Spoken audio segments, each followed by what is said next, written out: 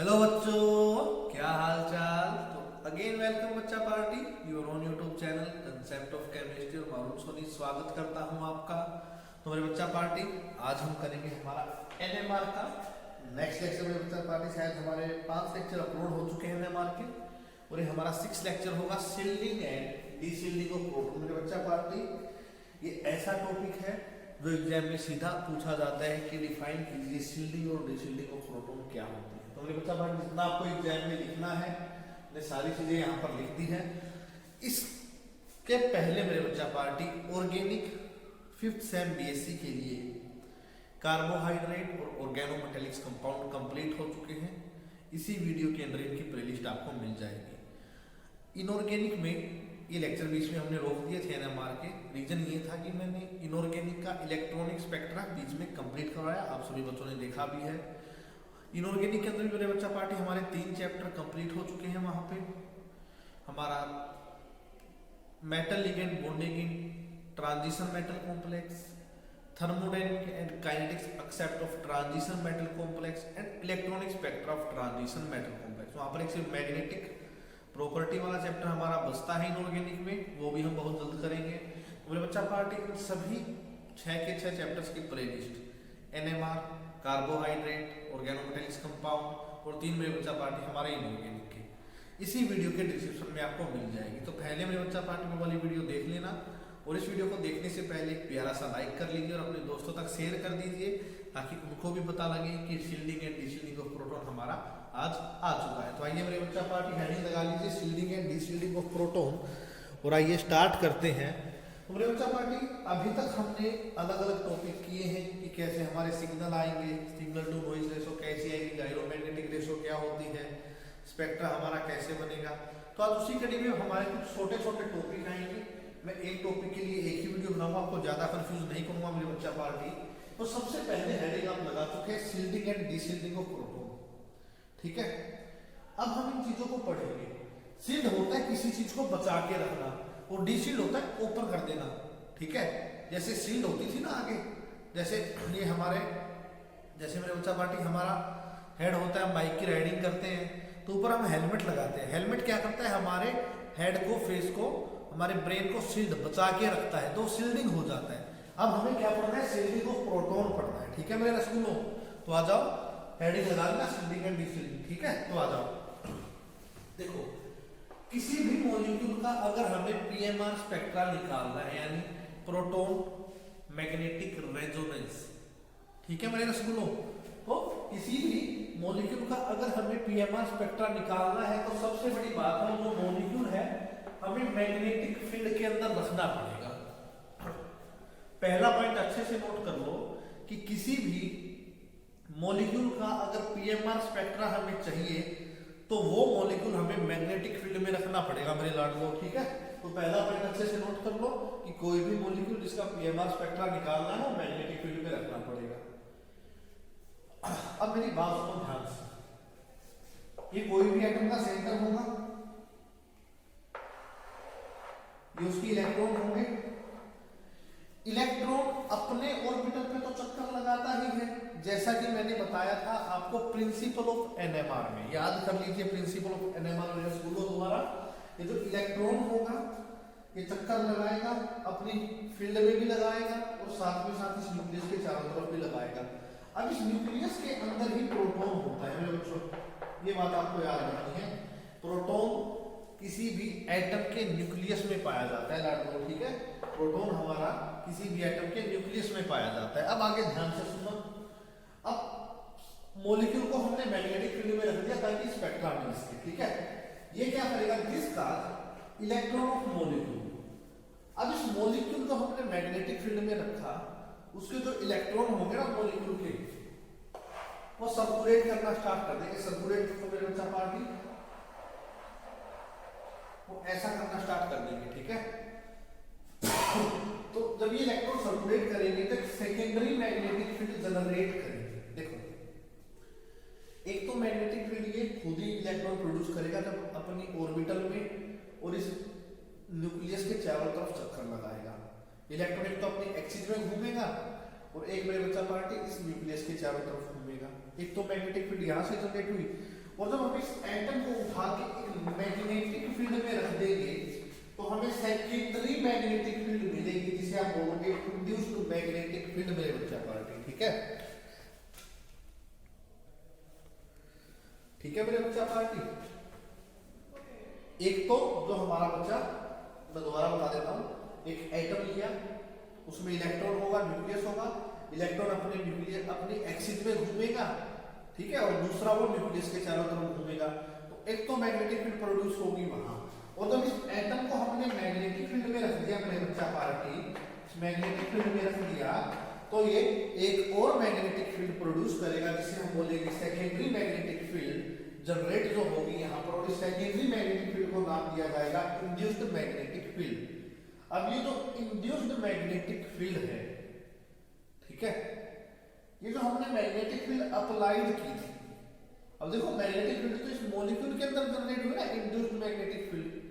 अब ये जो मैग्नेटिक फील्ड प्रोड्यूस होगी, इसके दो ही काम हो सकते हैं, या तो ये जो अप्लाइड मैग्नेटिक फील्ड है उसके अपोजिट होगी, या रेनफोर्स उसके साथ होगी। अपोज तो मैंने बताया, आपको पता ही है, अपोजिट होता है वापस चलेगा, और रेनफोर्स होता है विद द, उसके साथ में, ठीक है, या अलोंग लिख लीजिए साथ में।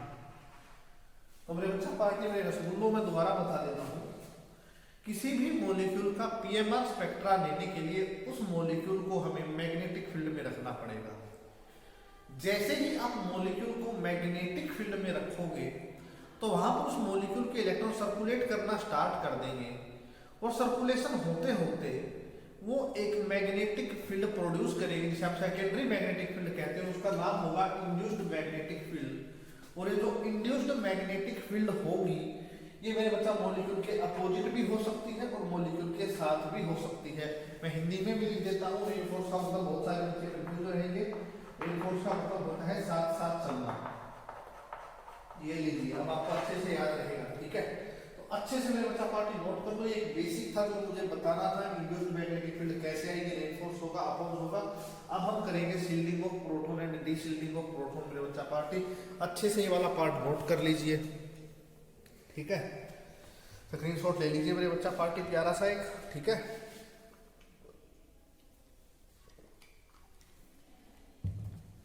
ठीक है, अब आ जाइए बात कर लेते हैं शील्डिंग ऑफ प्रोटॉन क्या होता है और डीशील्डिंग ऑफ प्रोटॉन क्या होता है।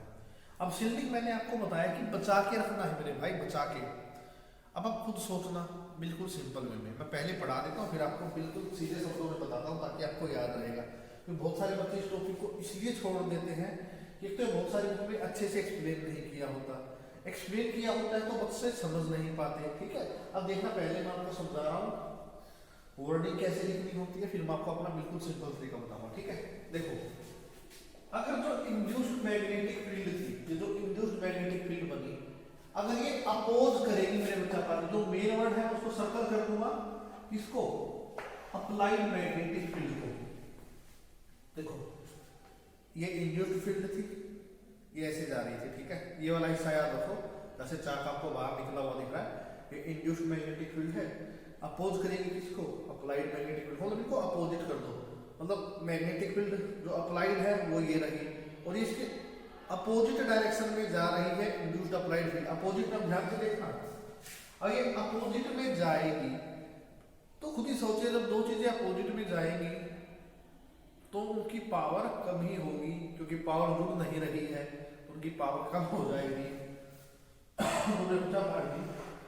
जो अफेक्टिव फील्ड स्ट्रेंथ एक्सपीरियंस की जाएगी बाय द प्रोटॉन, वो डिक्रीज हो जाएगी, experience by the proton decrease.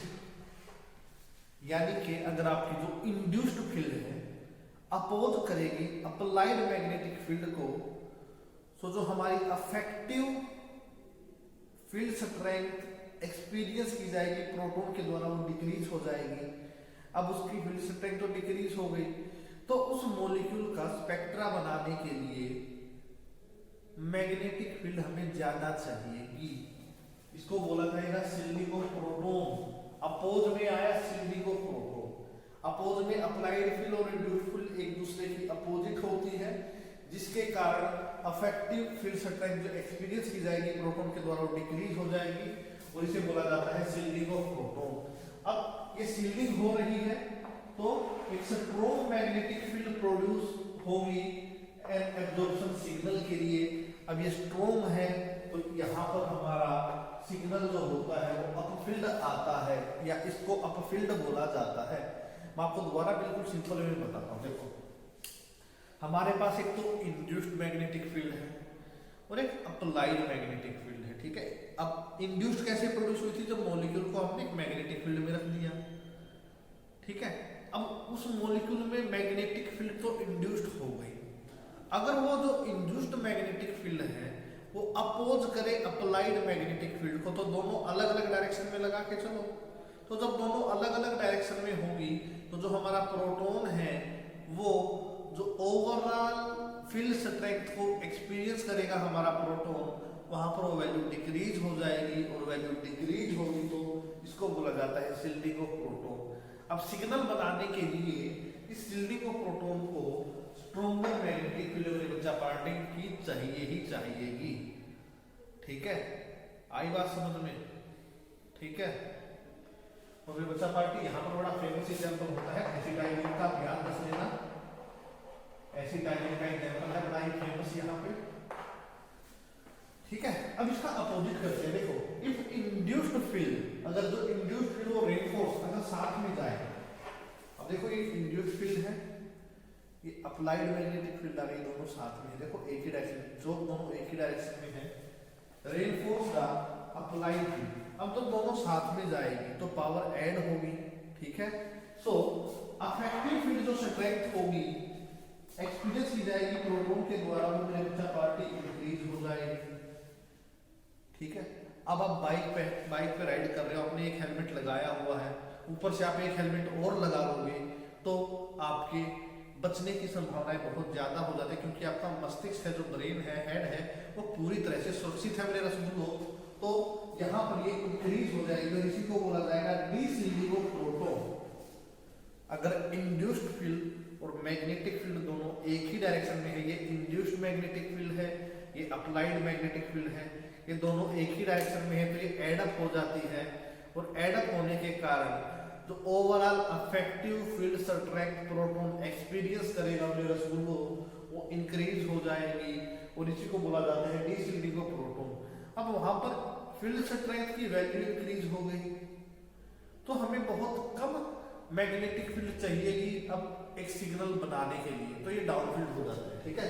It requires smaller magnetic field to produce a signal it is known as down field मेरे बच्चा पार्टी। तो ये था मेरे बच्चा पार्टी शील्डिंग एंड डीशिल्डिंग का कंसेप्ट। शील्डिंग में अपोज वाला याद रख लो, अपोज है तो अफेक्टिव फील्ड स्ट्रेंथ डिक्रीज हो जाएगी।